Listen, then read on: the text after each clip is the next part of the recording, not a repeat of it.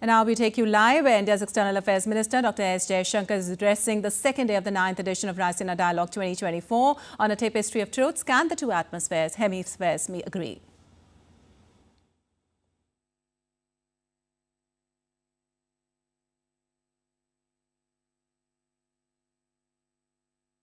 Was invented, it had at least about approximately 50 members. We have 4 times the members. So it's a common sense proposition that you can't continue the same way when you have 4 times the members. We use the UN very often to illustrate that point. We've also seen, if you look at the last 5 years, all the big issues. In a way, we have not been able to find multilateral solutions. So the results are also, or the lack of results demonstrate the case for reform. But there's a larger, I think, global conversation and a global rebalancing as well, which is bigger than the UN, which is really, whose rules, how does it work? Because what has also happened is in many cases, the rules have been gamed. We have today, we speak about globalization, for example, and the fact is that the world trading rules have been gamed.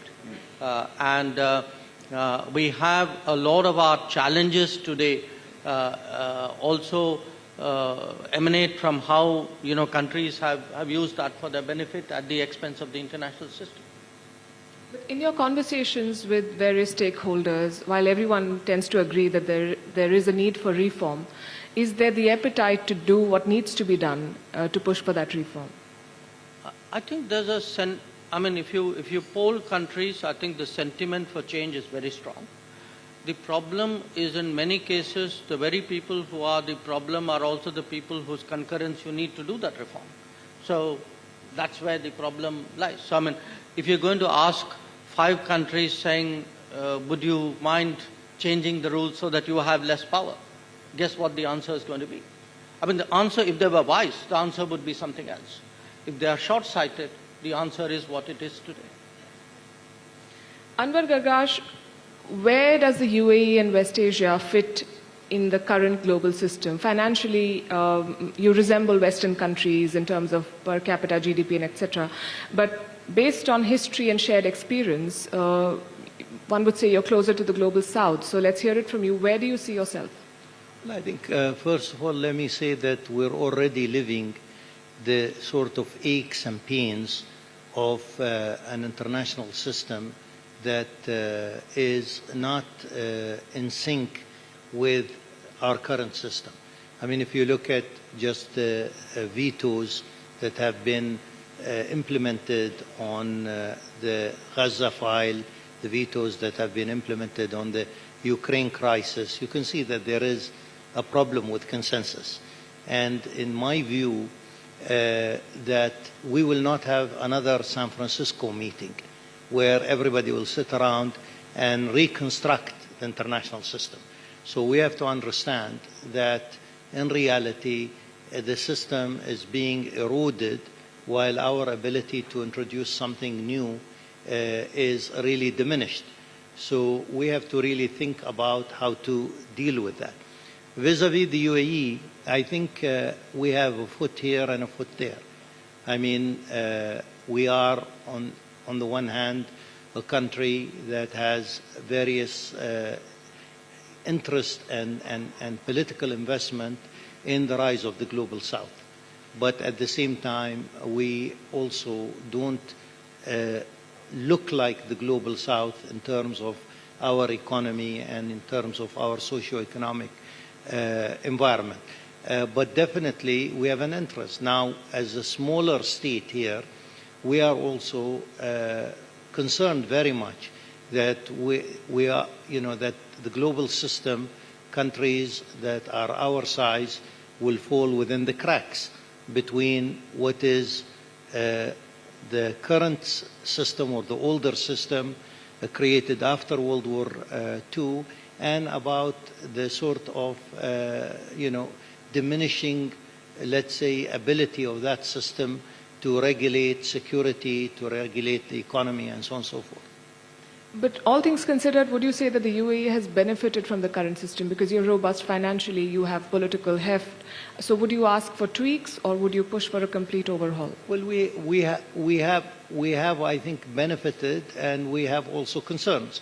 I think we have benefited, for example, from globalization, because we're a country that has benefited extremely well from open trade and open relations between various countries, and have played a role there. And we have also, have been taking initiatives in order to, it's not fruits that just fell into our lap, but we have taken initiatives from that part. But also, if you look at the sort of awful security situation, and we can clearly see it in the Middle East, I think we are also very concerned about the ability of the system to regulate itself, regulate its security, and you can very, very much clearly see it in what is happening in our region nowadays. January Yusuf Makamba, would you say that the current system has an Africa blind spot? For instance, when the war in Ukraine broke out, the international/Western response was immediate, and rightly so, because it was a crisis. But when crises erupt in Africa, you don't see the same urgency, let alone broke out. The international/Western response was immediate, and rightly so, because it was a crisis. But when crises erupt in Africa, you don't see the same urgency, let alone the flow of money. Would you say that's a fair assessment? No, absolutely. First of all, I have to thank the Minister and the organizers for having us here. Yes, absolutely correct. We believe that as countries of Africa, which I call the Southern Global South, we don't think that the current system works for us. We see a lot of hypocrisy in the way we deal with international issues that concerns us. We see double standards in application of international law. There is tremendous mistrust in the global economic and political architecture. We know that, and people talk about rule-based order, but the two key words here are rules and order. Who makes the rule? And we think that the current setup from the beginning has been not working for us. We think reform is not enough.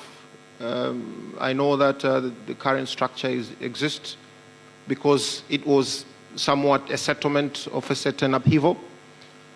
We think that there need to be a reorder, and the conversations about reforms, especially the United Nations and the way it votes, the way it makes decisions, are insufficient. Some of the ideas that are being thrown around, for instance, expansion of the Security Council, we don't think that would work.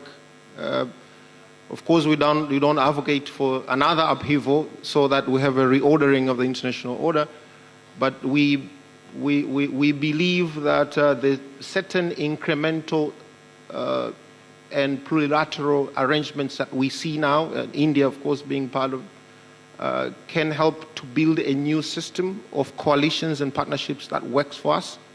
For instance, India has what they call coalitions or alliances, Big Cuts Alliance, Solar Alliance, Biofuel Alliance. Who would be against protection of big cuts? Okay, so if you choose specific issues and find outcomes that are fair and works for us, maybe that will be a building block of a new system that is fair and just, and that takes care of the concerns of the Southern Global South. Do you want to respond, and do you think that India should then take the lead to rebuild this? And if you were to do it, who would you pick up the phone and call first, and what would you tell them? I just wanted to make a comment that because the system today isn't delivering, it's not like life will come to a standstill. Countries, people will go out there and find their own solution. I'm giving India's case now. I looked at the last decade. We have actually initiated or joined 36 different alliances or groups or coalitions or whatever it is in very different fields, from big cat and solar to disaster resilient and quad. So what is happening today is there's a log jam up there. So because there's a log jam up there, everybody's doing their own thing, finding their own friends, making their own groups, depicting their own issues, and creating the new reality. So the new reality is actually going to be much less disciplined. It's going to be more fragmented in many ways, but it will still be effective, because if the guys up there aren't delivering, you got to do your own thing. And yet some of those people, let me take this question to Jorge Quiroga. Some of these institutions are sitting on piles of money. You've been associated with the World Bank and IMF post-presidency. Makamba here spoke about mistrust and double standards. Did you see some of that in play while you were part of these institutions? Thank you. I'll begin by expressing my thanks to the Minister and ORF for inviting us here. Great gathering, eclectic, from many different places in the world. I'd venture to say I'm probably here from the furthest, because if you drill a hole from here, you probably wind up somewhere in South America. And I live in La Paz, Bolivia, 4,000 meters over sea level, the only place where Messi, the great soccer player, has been 4 times and never scored a goal. So welcome, welcome over there. Yes, I'll make 3 quick points on trade, finance, and governance based on this. First, as a caveat, I know the Ukraine issue in Europe has reordered things for Europe in particular. And we in Latin America, or in Africa perhaps, get asked, why are you not on the side of Ukraine overtly and openly? Perhaps it's because through COVID, the first vaccines that we saw were from China and Russia, while the West was hogging their vaccines.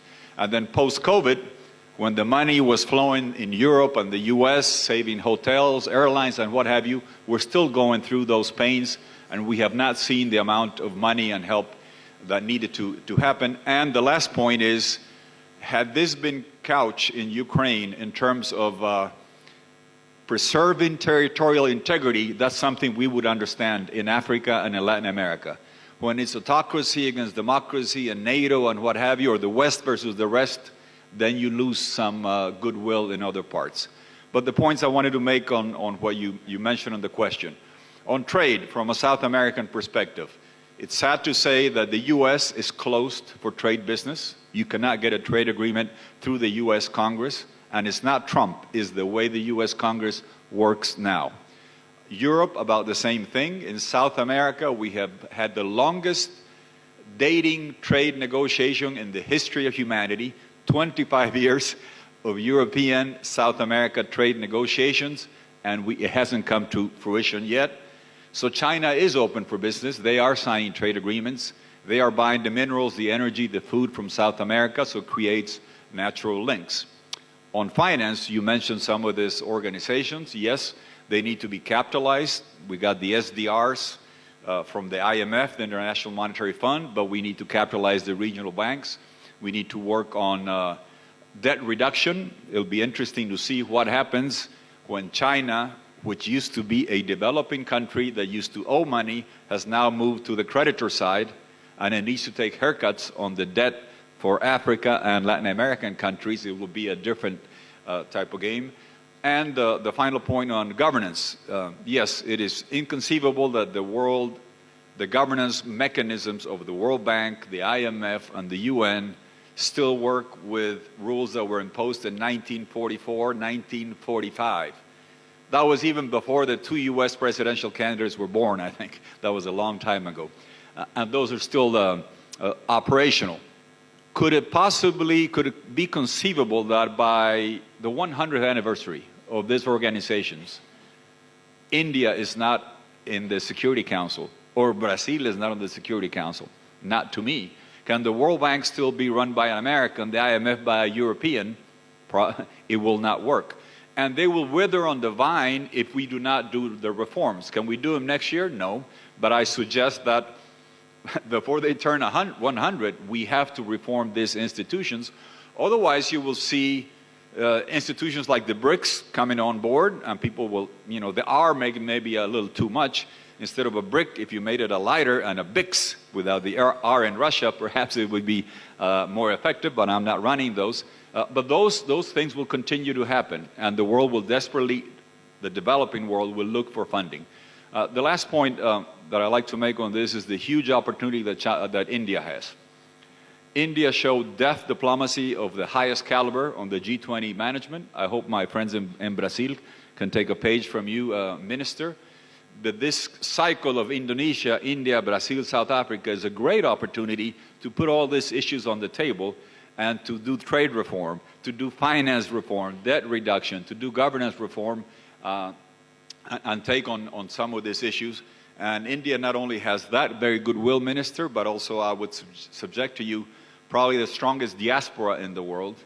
And I would like to be from a country that in the US has the Indian ancestry people with running the World Bank, running Google, running Microsoft, number 2 job in the US administration, and number 2 in the Republican Party.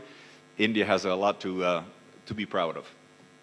Absolutely, and taking from what you've said, this is for Dr. Jaishankar, countries will find solutions and partners who are willing to work with them. So we could say that it's not just a post-truth world, it's also a multi-truth world where we all have our own truths. For India, the truth is that we have a historical relationship with Russia that the West needs to accept. For US, you could say the truth is that they will give this relentless support to Israel no matter what. How do you then find a middle ground, and how do you impress upon your Western partners that they must accept India's truths? Well, look, it will be everybody's endeavor to find middle ground. The reality in many cases is we won't find middle ground. We will find some ground, some common ground. But the idea that everybody would agree on the most important issues of the day is a bit of a fantasy. The fact is, competition is for real. You spoke about camp politics. Sometimes there's a logic to it.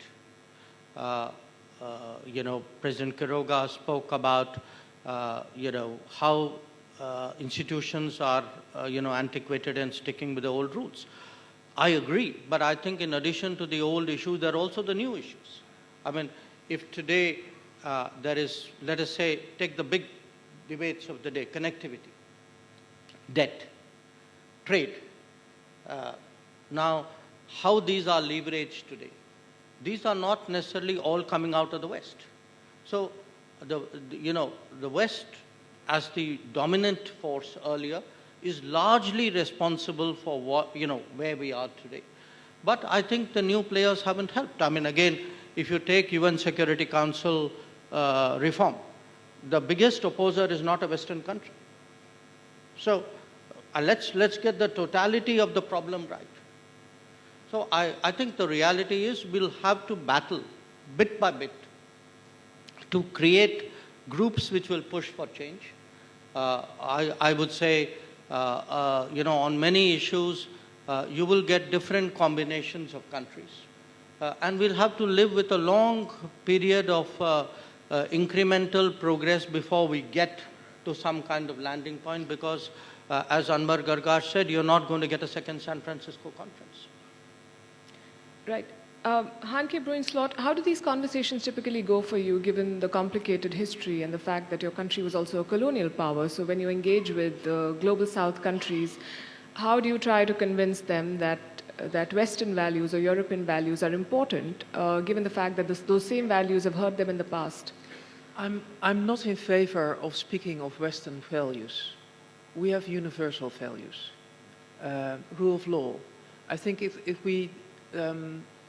the debate is about our Western values, I think it's better not to impose Western values upon other countries, but to speak about mutual interests and values you share. And therefore, it's important that we have bridge builders in the world. And I want to compliment our host on the leadership you have at the global stage, because last year you invited at the G20 the African Union. That was a really important step. Because we are a small country, the Netherlands, with a relative large economy. And if you look at our history, but also at our present, we are always dependent on doing trade and having international relations. So we are very much aware that we have to live in an interconnected world and that we have really have an eye for the mutual interests of other countries. But we need also countries who can build bridges in this world. And in my view, India, through its global leadership, is a country who can build a bridge between other countries. With having more leadership on a global stage, it brings also responsibility. So let us unite on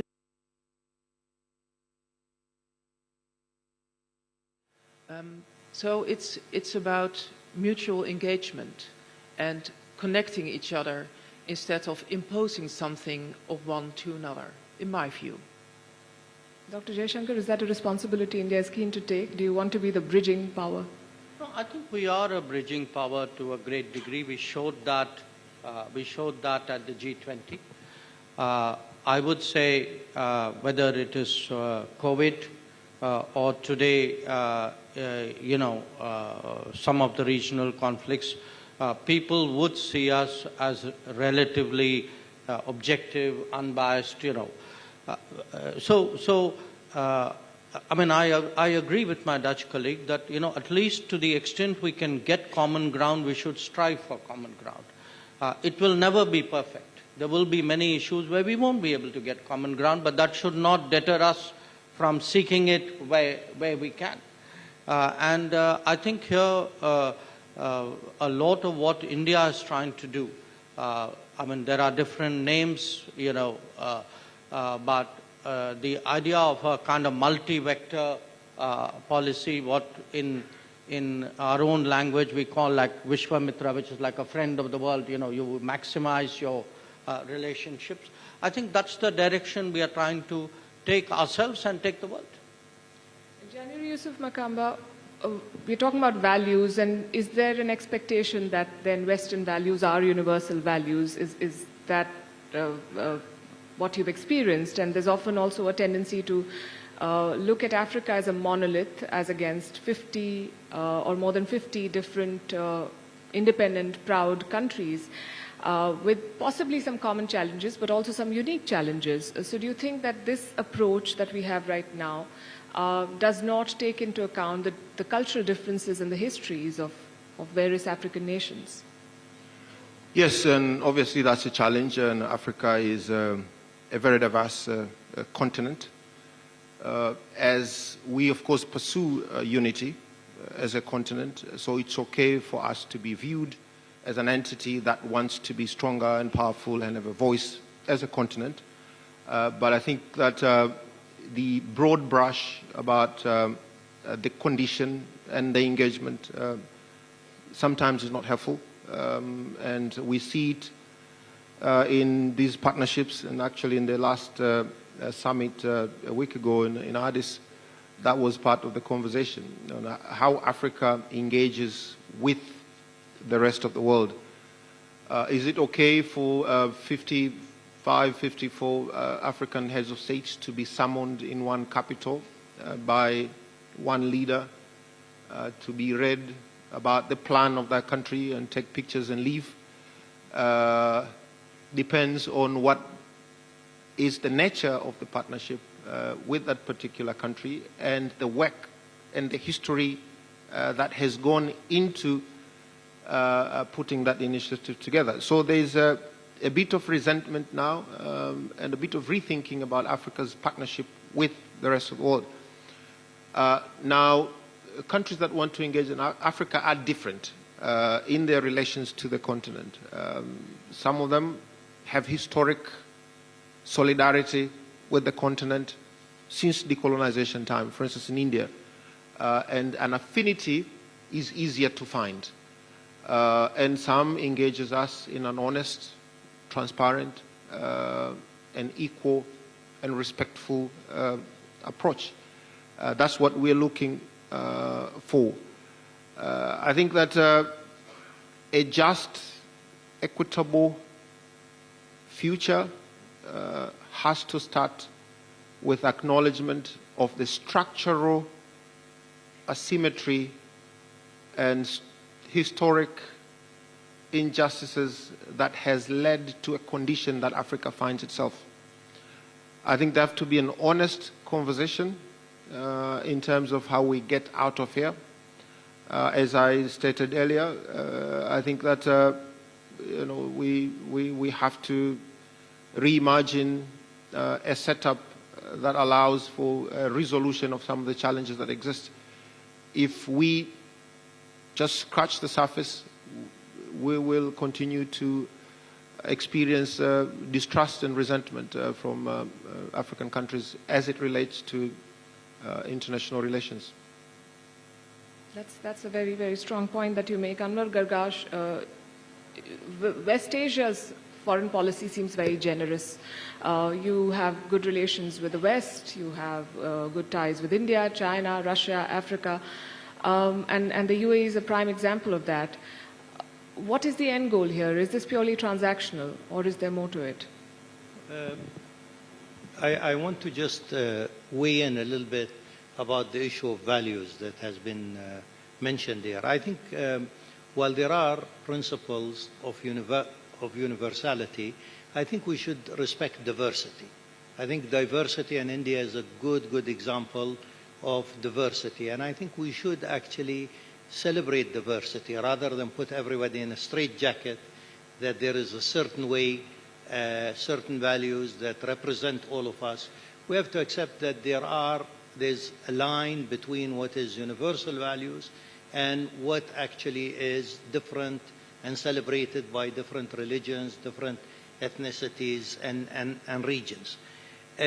I think also, on the other hand, my worry is really, is the international system able, I think we are moving away from traditional geopolitics, which when the United Nations was formed was really at the core of what was going on. And geoeconomics are an important part, important space where we're all working in. But we're moving to an area of geotechnology. And with geotechnology, my worry still is that basically changes in the ground, changes in the environment of the international system are not going to be encapsulated by ability to reform the international system. So again, how are we going to deal with this? How are we going to deal with the various changes that we will see, which will only widen the divide, because some countries are going to be very adept at bringing in new technology into their societies, into their economies. Other countries will fail miserably at it. So how are we actually going to bridge that divide? Vis-a-vis our relations in West Asia, as you mentioned, I don't see it as transactional. I mean, for example, our relations with India today, which is going through really a golden age, is not transactional. It's an age-old historical relationship, but modernized by the future, with a clear foresight, really, by Prime Minister Modi and by Sheikh Mohammed bin Zayed, and you can see it in all aspects. So clearly, some relations will remain transactional, but any country actually wants important relations to be multifaceted, wants these relationships to be mutually beneficial, because that's the only way for these relationships to move forward. So I would like to think that our relationships are not short-term, and they are definitely not transactional, and we are always looking for the sort of strategic narrative in this relationship. Since you mentioned values again, let me take this to Hanke Bruinslot. There's also confusion on what these Western/universal values are anymore, because in your own country you have a prime ministerial frontrunner who's saying some very disruptive things about not taking in Ukrainian refugees and not giving aid to Ukraine. Or, for instance, in the US you have a Donald Trump who's talking about unilaterally abandoning multilateral commitments. does this frayed national consensus in some of the Western powers impact international institutions as well? And then why should Global South countries trust the West? Ooh, putting me on the spot. It's also about humanity. If we look at the people in our country, we want the best for them. And the only way we can do that in these times is to work together. Let me use a really small example. I'm convinced that the European Union and the Indo-Pacific are interconnected. If there's not security in the Indo-Pacific, or not, there's an economy is decreasing, it will affect the European Union.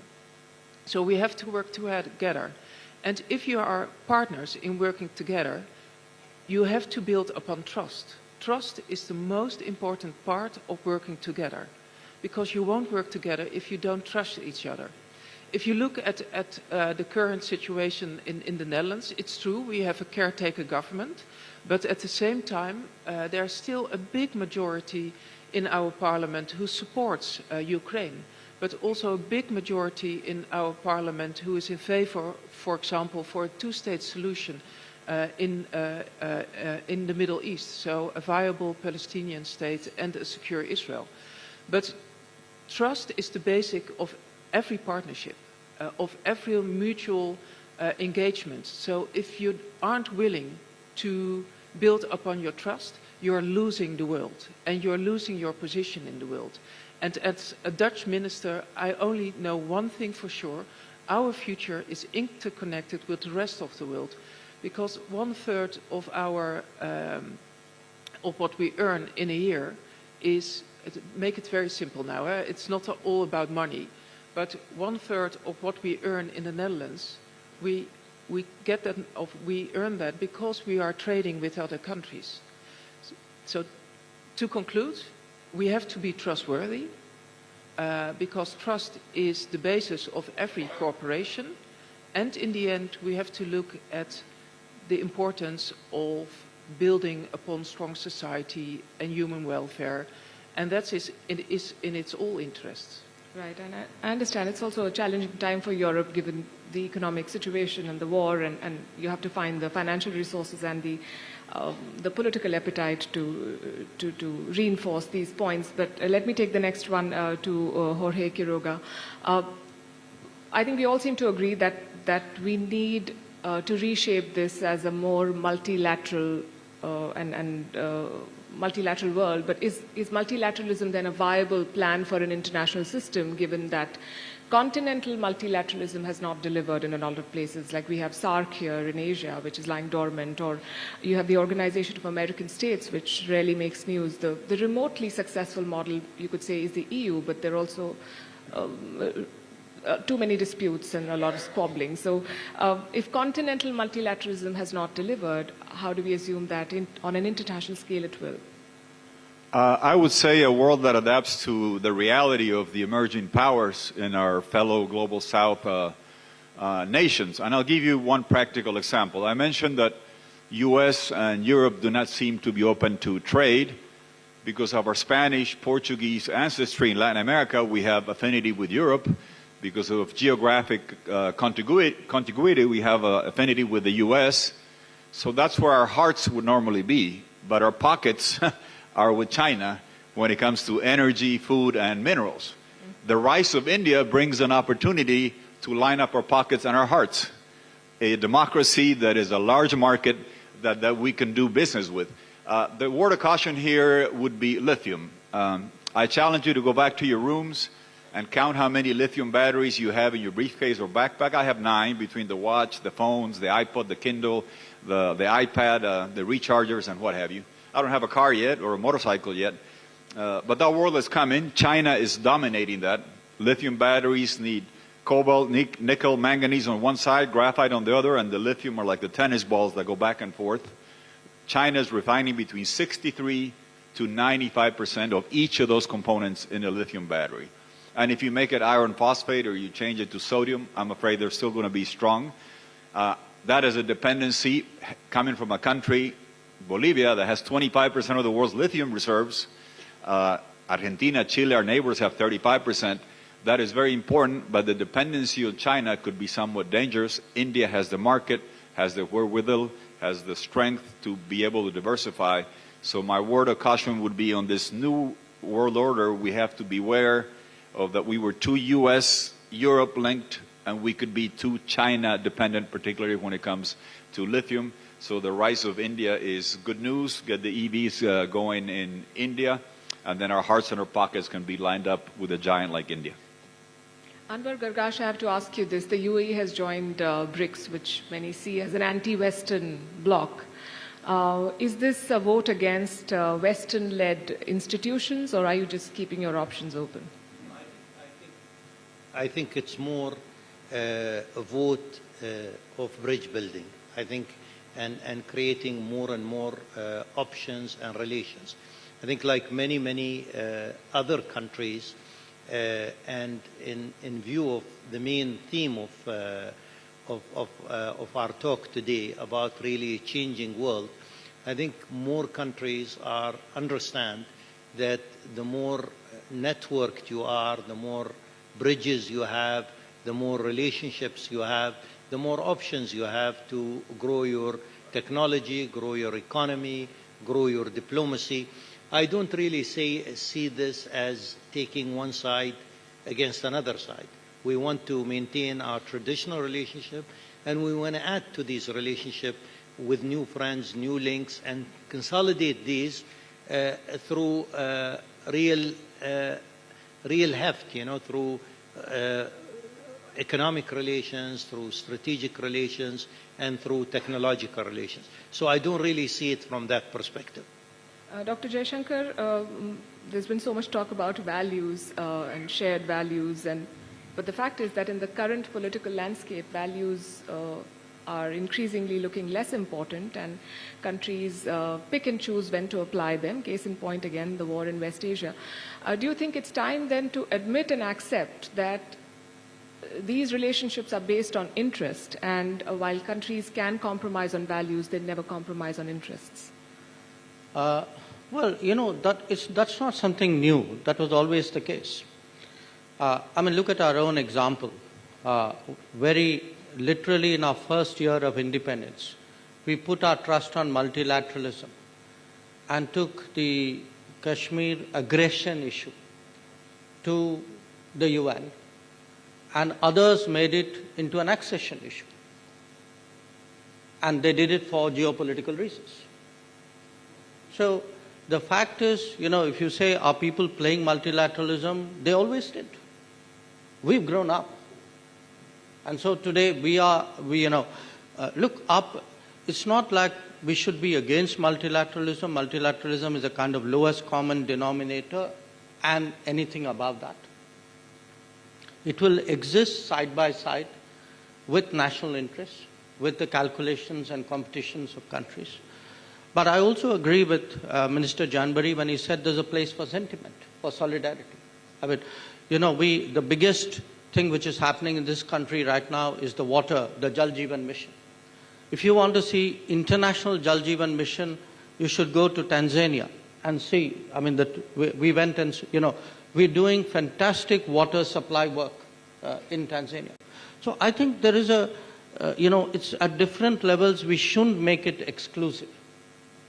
But to the hearts and the pocket observation, I would say to add to that also the mind, that life is about hearts, life is about pockets, but life is also about thinking your way through, thinking for yourself, finding solutions.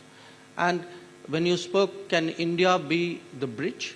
I think India can also help the world by offering solutions from our own example, which, and the digital would be the most appropriate case. Right. I have a lot of questions, but I think we're out of time. I think the takeaway for me here is that we need to reinforce a multilateral rules-based order, but I guess we need to revisit the conversation on who's making those rules and are those rules applicable to the current times. Thank you all for sharing your thoughts. Thank you, Palki. Can I request you all to come to the top of the stage for a family photograph?